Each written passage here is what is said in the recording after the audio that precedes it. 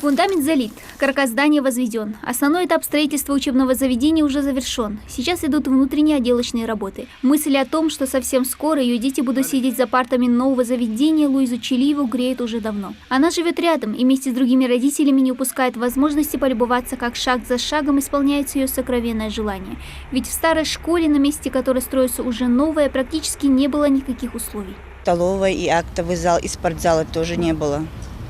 А как вот без горячего питания? Ну, тяжело, что делать приходится. Учились и без этого. Мы долго этого ждали. У нас проблема была насчет посадочных мест. Было только 100 мест, сейчас уже 200.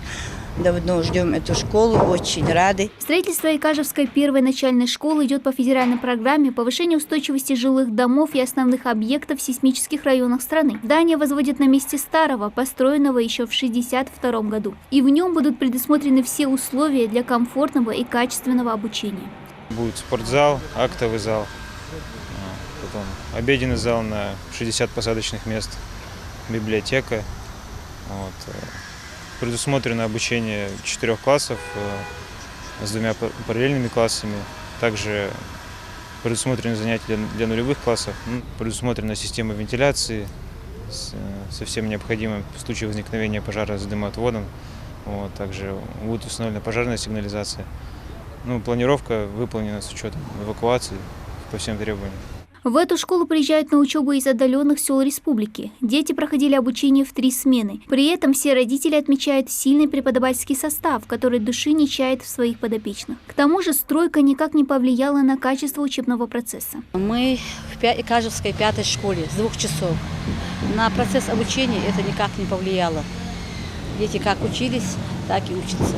В планах у рабочих заасфальтировать двор и вход перед школой. Появится новая спортивная площадка и свой зеленый уголок. Вместо старых тополей двор украсит новые саженцы и цветы. Единственная вещь, которая волнует родителей, появится ли на месте старой зебры новый пешеходный мост. Тут очень опасно бывает, когда переходят дети дорогу, не останавливают практически машины. И хотелось бы, чтобы здесь был пешеходный мост, если это можно. Потому что вот дети выходят и сразу, чтобы могли перейти надежно, чтобы не боялись.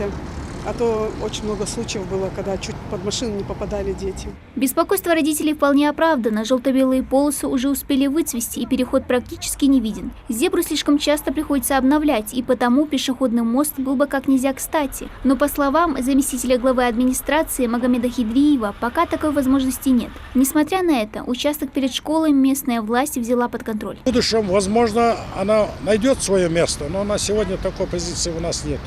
Так что сложновато ее на данном местности устроить. Но тем не менее, я думаю, в достаточной мере все водители транспортных средств привыкли к этой местности. Здесь есть соответствующие 100 метров, а здесь есть светофор автомобильный. И здесь есть соответствующие светофоры, все установки, все информационные щиты по переходу детей.